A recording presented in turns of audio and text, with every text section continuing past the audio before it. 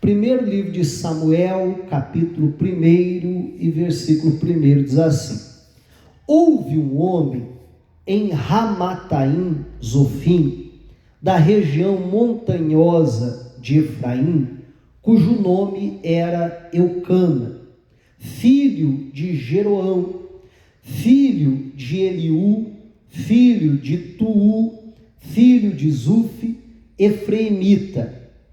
Eucana tinha duas mulheres, uma se chamava Ana e outra se chamava Penina.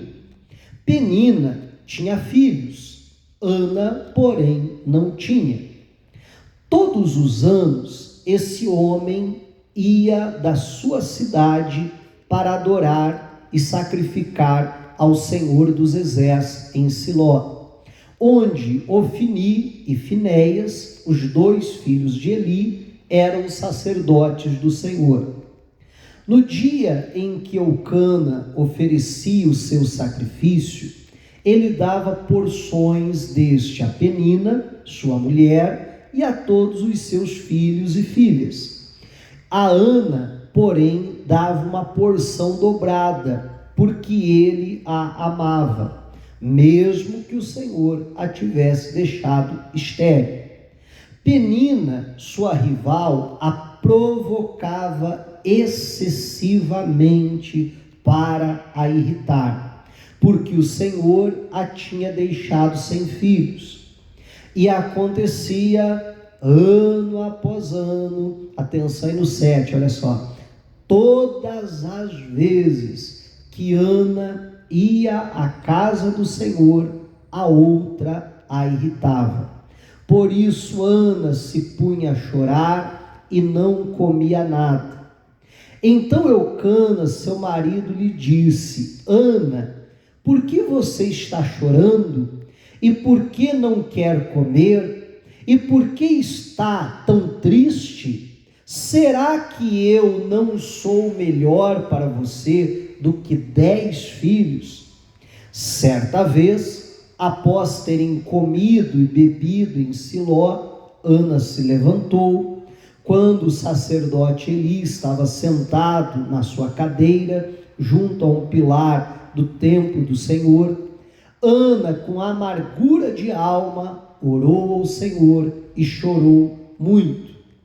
Ela fez um voto dizendo: Senhor dos exércitos, se de fato olhares para a aflição da tua serva e te lembrares de mim, e não te esqueceres da tua serva, e lhe deres um filho homem, eu dedicarei ao Senhor por todos os dias da sua vida, e sobre a cabeça dele não passará navalha. Até aí tá bom, é suficiente para nós, né? A gente conhece a história. Aí o Eli começa a reparar nela, acha que ela está bêbada, vai lá dar uma bronca nela, não é isso? E ela diz: não, eu estou aqui derramando a minha alma perante o Senhor. E o Eli então a abençoa: olha, vai em paz, que Deus conceda a tua petição. Aí a Bíblia diz que ela vai para casa, que então Deus se lembra dela e ela tem um filho, Samuel. Bom, nós vamos extrair desse texto que nós acabamos de ler alguns princípios, né, que se nós colocarmos em prática na nossa vida, eu tenho certeza que Deus também vai nos abençoar como abençoou a Ana. Primeira coisa que eu gostaria de destacar nesse texto, e eu li aqui o texto todo, é um texto um pouquinho longo, mas e agora eu quero destacar aqui alguns pontos. O primeiro ponto é o seguinte, meu irmão, a gente precisa lembrar que o diabo, ele sabe aonde mais dói. Amém? O diabo, ele sabe aonde que é a ferida, aonde que aperta o calo. E não vamos esquecer que a Bíblia diz que ele é nosso adversário, que ele é nosso inimigo. E ele sabe aonde então apertar. Né? O que mais feria, o que mais machucava a Ana? Era o fato dela não ter filhos. Então era justamente aí, né, que o diabo, usando a Penina, ia ali para ferir ela. Só que você percebe o seguinte, que essa provocação, ela sempre se intensificava quando a Bíblia diz de ano em ano, diz assim, na verdade, ano após ano, né? Todo ano era desse jeito. Quando Ana ia à casa do Senhor, porque entenda que por conta da distância da onde eles moravam, eles iam lá uma vez por ano. Tomara que essa moda não pegue, né, gente? Você já imaginou ir para a igreja só uma vez por ano? Misericórdia, né? Mas por conta então da distância, eles iam apenas uma vez por ano para sacrificar ali ao Senhor. Toda vez que ela ia, então a Penina provocava, irritava ela e tal, e ela chorava, não comia, ficava triste, aquela coisa toda, né? Aí eu fico imaginando ela lá nos cantos, quem sabe dentro da tenda, não quero nem sair daqui para não ter que ver a cara daquela Penina, não é assim? Né? E por que então? Ah, pastora, é porque a Penina não valia nada. Meu irmão, se não fosse a Penina, ia ser outro, ia ser outra, ia ser alguém. E é aí que nós precisamos entender, por isso que eu falava há pouco, né, que o diabo sabe onde mais dói, o diabo sabe aonde machuca. E meu irmão, se não for a Penina, ele vai usar outra pessoa, outra situação. Não adianta Ana pensar ou falar assim, né? O meu problema é a Penina. Não, se eu conseguisse me livrar da Penina, aí as coisas estariam resolvidas. Ou, se a Penina se converter, aí é que eu vou ter paz. Vai vir a Penina número 2. A Penina contra-ataca, aí vai ser uma vizinha, aí vai ser... Porque, meu irmão, uma coisa é verdade, que não falta pessoas que se deixam ser usadas pelo diabo. Ou não? Não vai faltar isso, infelizmente. E aí a gente precisa tomar um cuidado, que às vezes a pessoa fica, né? Pastor, mas aquele meu familiar, pastor, olha, mas me tira do sério, pastor, mas rouba a minha paz. Poxa, mas parece que sabe provocar, mas é isso mesmo. Porque o diabo sabe aonde dói, sabe o que te fere. Agora, se não for um familiar, meu irmão, vai ser um vizinho. Se não for o vizinho, vai ser alguém no trabalho. Se não for alguém no trabalho, vai ser alguém lá no trânsito. Se não for alguém no trânsito, vai ser alguém na igreja. Se não for alguém na igreja, vai ser em qualquer outro lugar. Porque sempre vai ter alguém. Você está entendendo em nome de Jesus? O diabo sempre vai usar alguém, ou às vezes até situações, para, irritar, para ferir. Eu lembro de uma ocasião, já contei essa história aqui, você já ouviu, né? Ouve mais uma vez, mas de uma irmã que acabava o culto quarta-feira, e aí ela vinha chorando, né? Pastor, ora por mim, pastor. O que aconteceu e tal? Não, pastor, olha, meu filho me falou tal coisa, pastor. Pastor, o senhor não faz ideia como isso fere, como isso machuca. Pastor, o senhor já pensou isso no próprio filho, pastor? Essa semana eu fiquei tão triste com isso e tal. Irmão, mas vamos orar em nome de Jesus e tal, para seu filho se converter, não sei o que e tal. E aí vou fazer oração. Glória a Deus, agora estou melhor, pastor. Aí a irmã ia embora. Chegava na quarta-feira que vem, acabava o culto.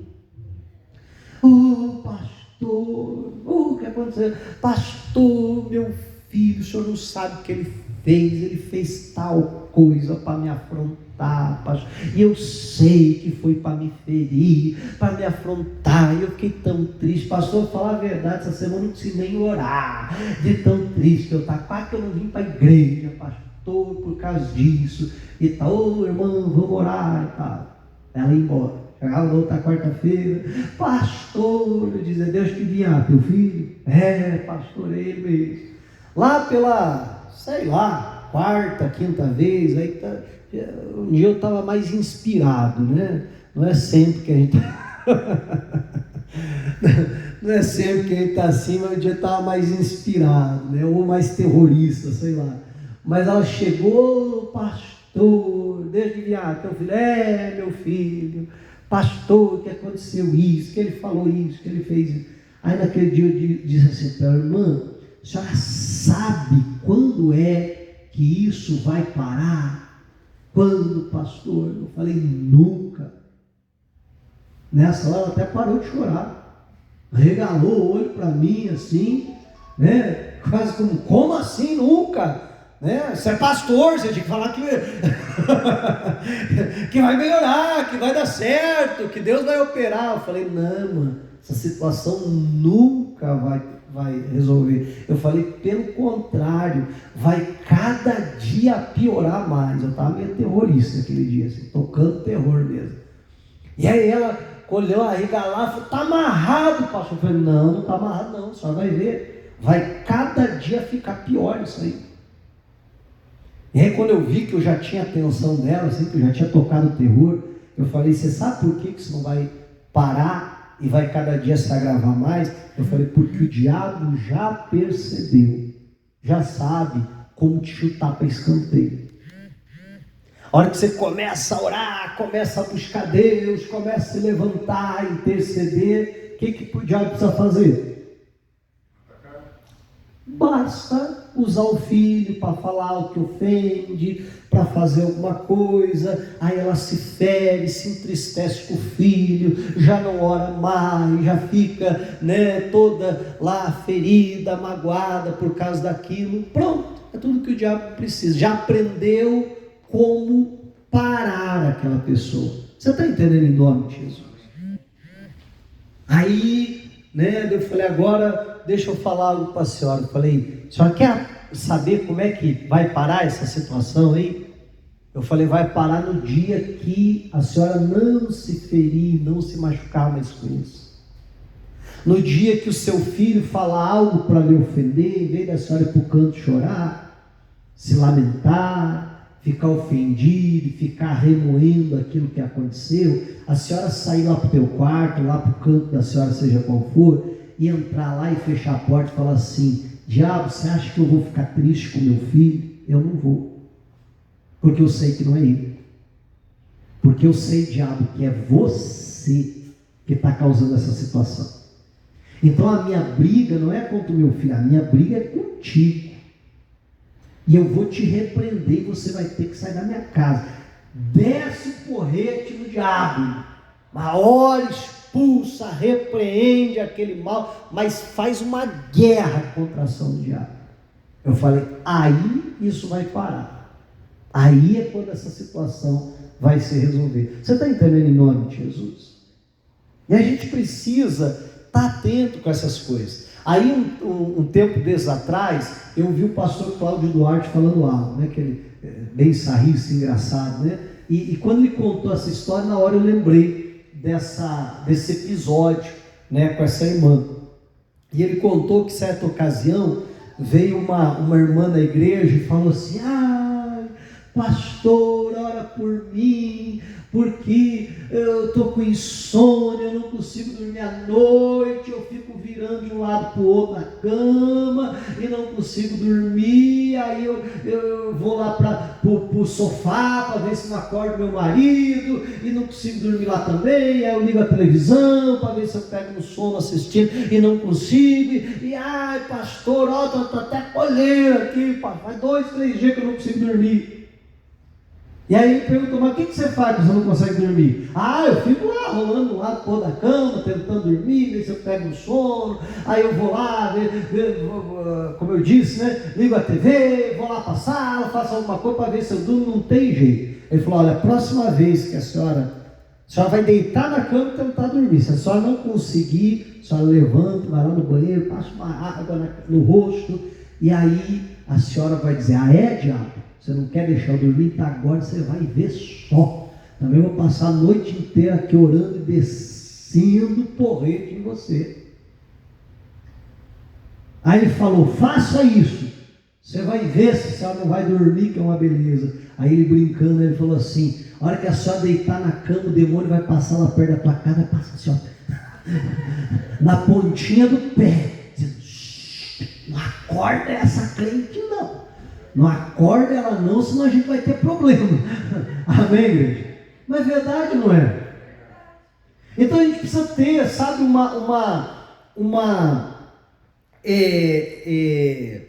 um discernimento espiritual maior das coisas. Amém? Conseguir enxergar. Eu já atendi pessoas que contaram, né, dizendo: pastor, olha, todo dia quando um casal, né, todo dia quando a gente vem para a igreja, a gente briga no caminho, pastor. Mas todo dia, toda vez que a gente vem para a igreja, a gente briga. Aí chega aqui um com a cara virada contra. Aí se o pastor diz assim: olha para o irmão do lado,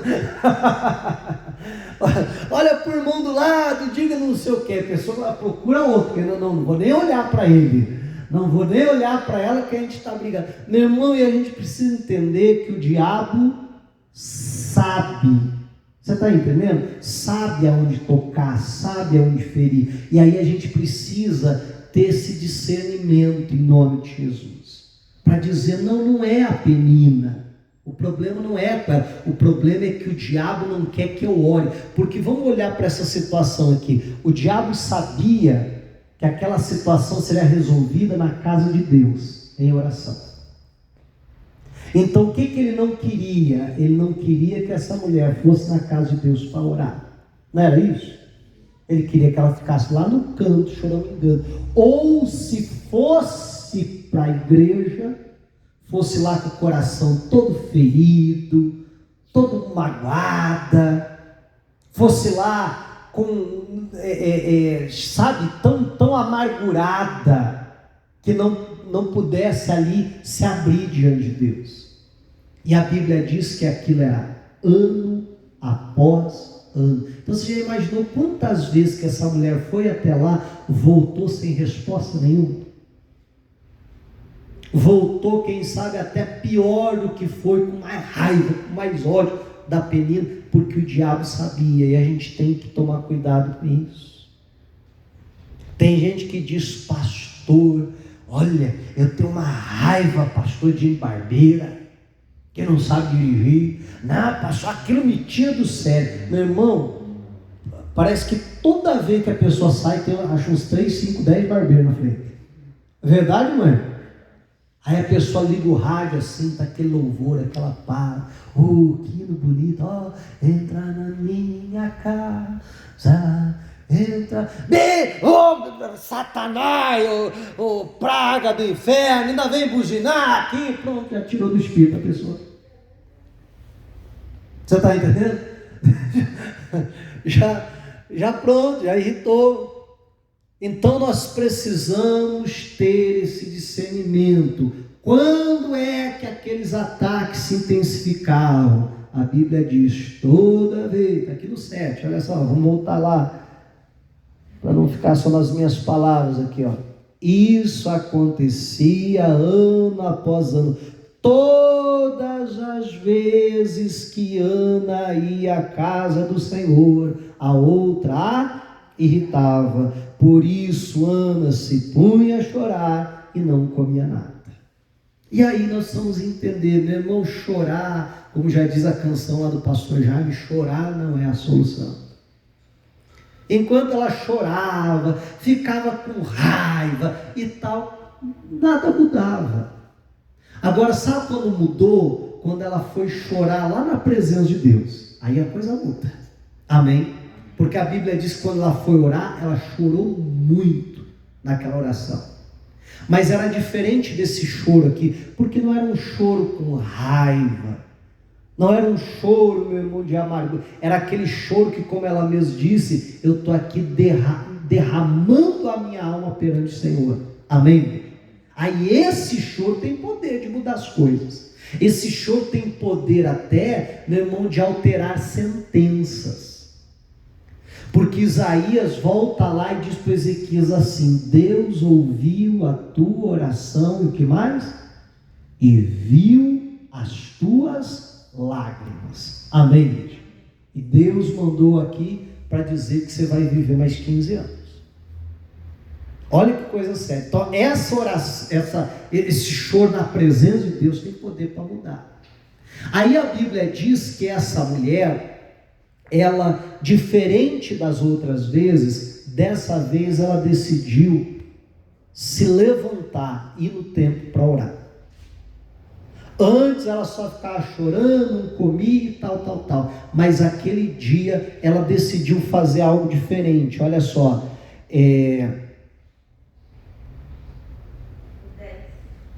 Isso, 10, ó. Não, antes até. O 9, ó. Certa vez, após terem comido e bebido em Siló, Ana se levantou, quando o sacerdote Eli estava sentado na cadeira junto a um pilar do templo do Senhor. E Ana, com amargura de alma, orou ao Senhor e chorou muito. Amém? Aquele dia ela decidiu fazer diferente. Não, eu vou me levantar, eu vou para a casa de Deus. Amém? Eu vou para a casa do Senhor, eu vou orar, eu vou clamar a Deus. E ela vai lá e ela faz uma oração, né, que ela rasga o coração diante de Deus. Não é aquela oração costumeira que ela já tinha feito vários anos antes, que ano após ano ela fazia. Amém? Mas era uma oração, meu irmão, de se entregar diante de Deus, de falar tudo, de rasgar ali mesmo o coração diante do Senhor. E ela foi lá decidida, então, orar sem tempo, sem hora para começar e sem hora para acabar. Ela foi lá, abriu o coração mesmo para Deus. É esse tipo de oração, meu irmão, que muda tudo. E é nessa oração que ela está ali diante de Deus, né? Que aí já vem o 11 e diz, ela votou um voto, ela fez um voto com Deus. É no meio dessa oração que ela está ali quebrantada diante de Deus. E meu irmão, é numa oração como essa que Deus, que não é apenas a gente falando com Deus, mas que Deus também fala com a gente. E nessa oração, eu não sei o que Deus estava tratando com ela. Eu não sei o que Deus estava falando com ela, mas talvez tratando o coração dela, não só por conta daquela amargura, por tudo aquilo, mas ela faz um voto com o Senhor. Ela diz assim: Deus, se o Senhor se lembrar de mim e me der um filho, esse filho não vai ser meu, esse filho vai ser seu. Esse filho, todos os dias da vida dele, ele vai ser dedicado ao Senhor.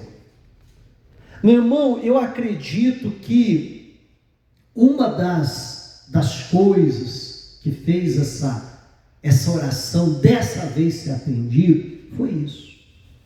Não apenas o aspecto dela se levantar, dela ir para casa do Senhor orar, e claro que isso tudo faz toda a diferença, mas nessa oração que ela faz. Porque diferente das outras vezes, ela está orando, ela está dizendo: meu Deus, esse filho vai ser do Senhor, não vai ser meu. Uma oração, meu irmão, que Deus não responde, é a oração egoísta. Essa oração esqueça. A Bíblia define ela como uma oração que Deus não ouve. E se a gente parar para analisar as nossas orações com seriedade, a gente vai ver que muitas dessas orações, elas são egoístas.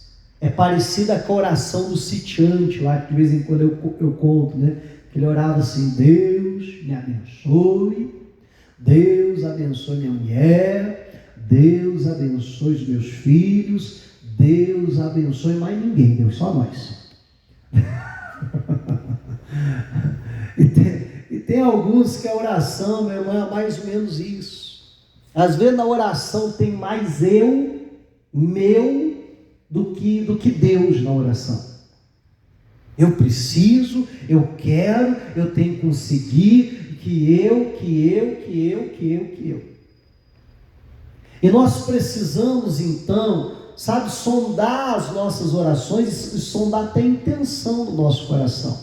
Eu contava aqui no culto da manhã que no começo assim do meu ministério eu fazia uma oração que eu não percebia que era uma oração egoísta, né? Mas depois você vai tendo maturidade, e glória a Deus que Deus vai dando maturidade para a gente, e aí eu sentia vergonha da oração que eu fazia.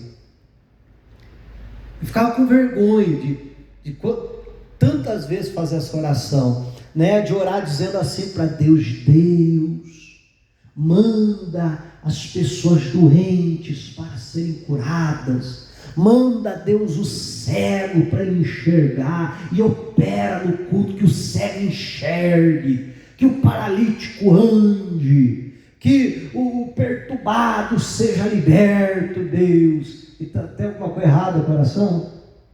Até aqui não. Até aqui está tudo certo. Eu arrematava geralmente essa oração dizendo mais ou menos assim: Deus, e faça isso, faça esses sinais, para que todo mundo saiba que o Senhor é comigo. Meu irmão, hoje não dá vergonha para ele falar. Mas qual que era a intenção?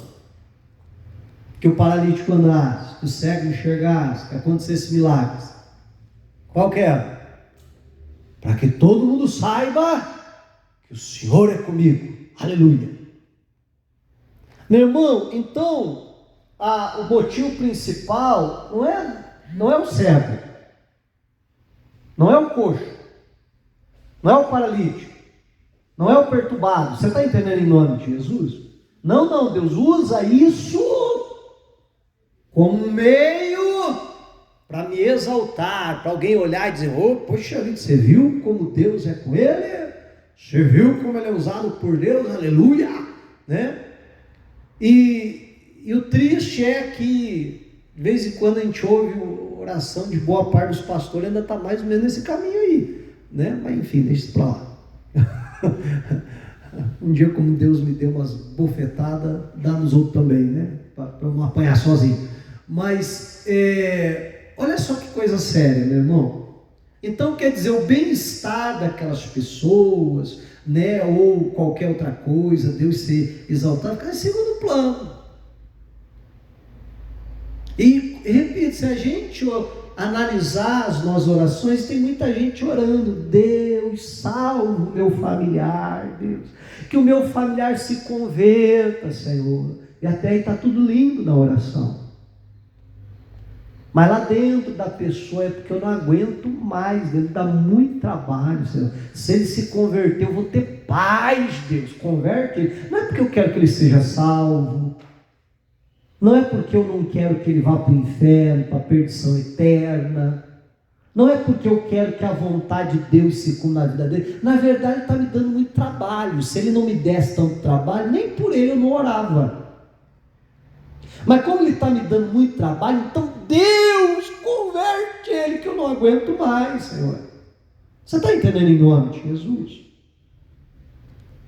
Tem gente orando pelo marido, pela esposa: Deus, me dá um casamento abençoado, para todo mundo ver que meu casamento é uma bênção. Não é nem pelo desejo de viver a bênção de Deus no casamento. Não é nem porque a palavra promete, é para esfregar na cara dos outros. Você está vendo aí como Deus fez, como meu casamento deu certo? E assim vai, tantas outras coisas. E aí nós precisamos, repito, analisar as nossas orações. Eu não tenho base bíblica para afirmar isso, mas quem sabe, nos outros anos, a oração da Ana, até por estar ferida, até por estar sendo tão irritada pela Penina, quem sabe nos outros anos a oração mais ou menos assim: Deus, o Senhor tem que me dar um filho para eu esfregar na cara daquela miserável da Penina, que eu tenho filho. E não tem umas orações quase assim?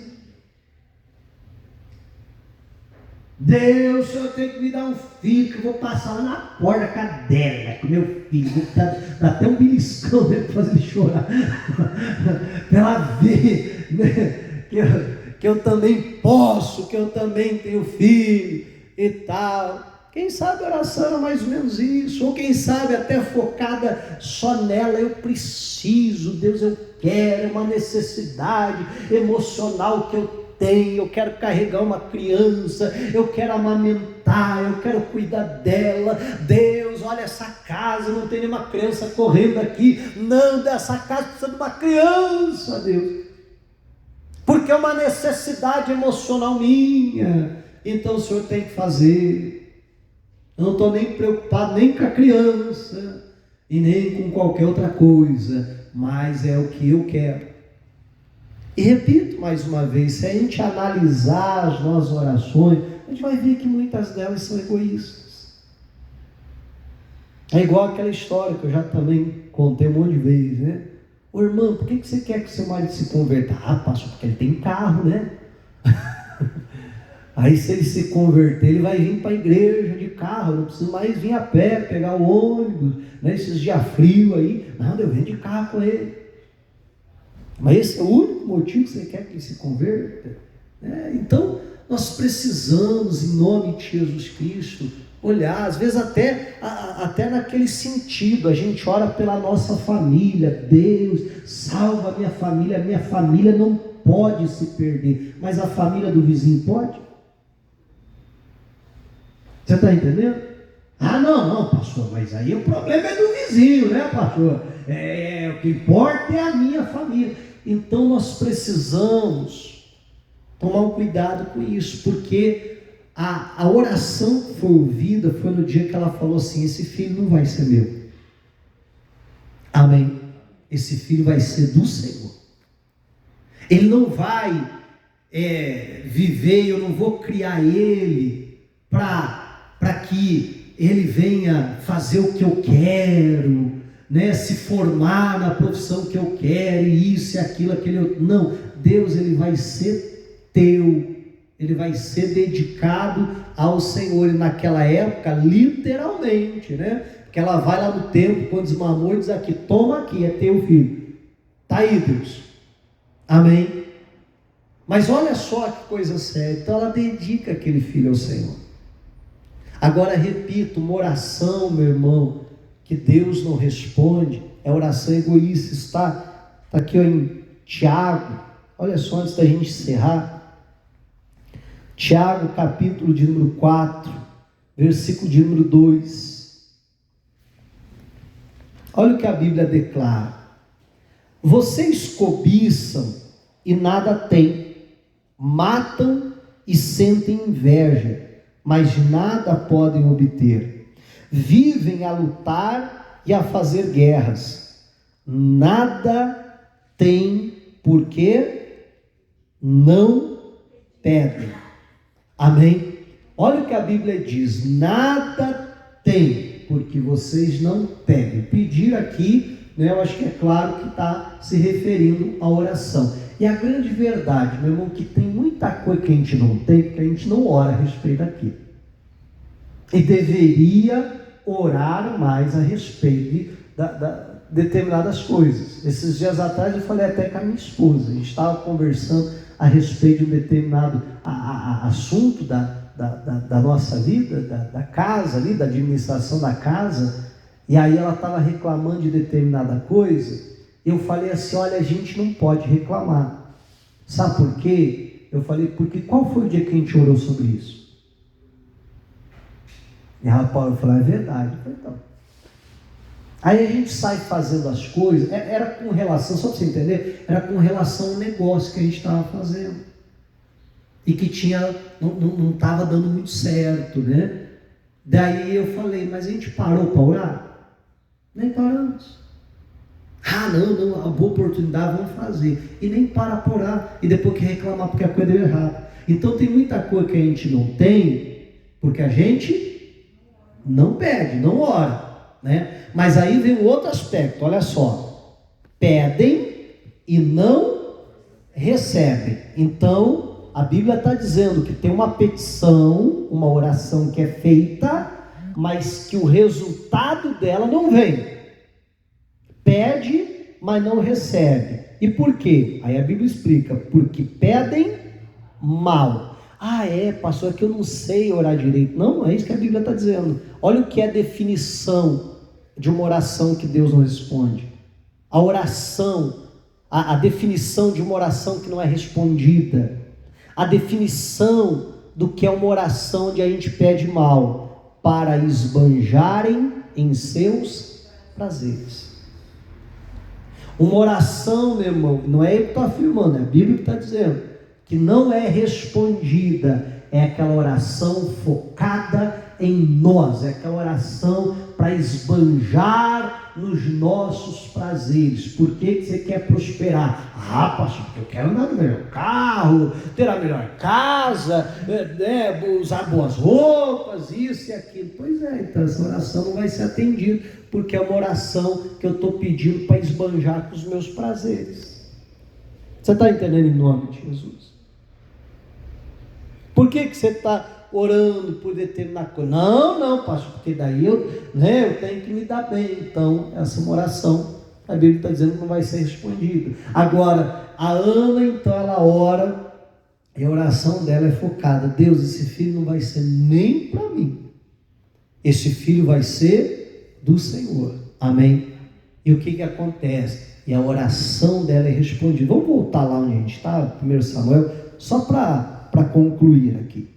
1 Samuel, capítulo 1, vamos pular lá para o versículo 25, lá para o finalzinho já, que diz assim, ó: depois de terem sacrificado o novilho, levaram o menino a Eli. Ana disse: ah, Senhor meu, tão certo como você vive, eu sou aquela mulher que esteve aqui ao seu lado, fazendo o quê? Orando ao Senhor. Era por este menino que eu orava, e o Senhor Deus me concedeu o pedido que eu fiz. Por isso também o entrego ao Senhor.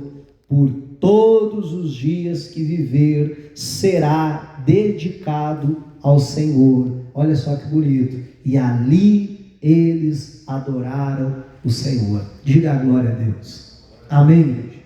Ela leva ele no templo e diz aqui: está aqui, Senhor, meu filho, né? E aí apresenta para o Eli, que era o sacerdote. Ele diz: ô Eli, eu sou aquela mulher daquela oração.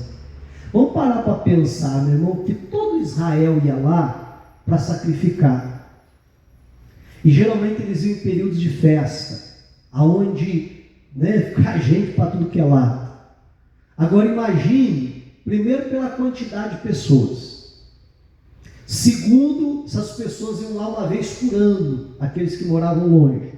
Então não tinha nem como, humanamente falando, ele lembrar de todo mundo. Amém? Por amamentando o filho, no ano anterior ela não tinha ido. Então, olha só, aí ela chega lá, ela diz assim: eu sou aquela mulher, viu?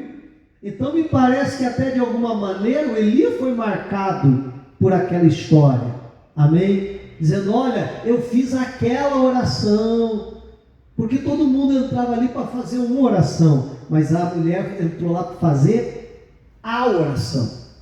Amém? Aquela que fez toda a diferença na vida dela. Ela diz: está aqui meu filho, era por esse menino aqui que eu orava.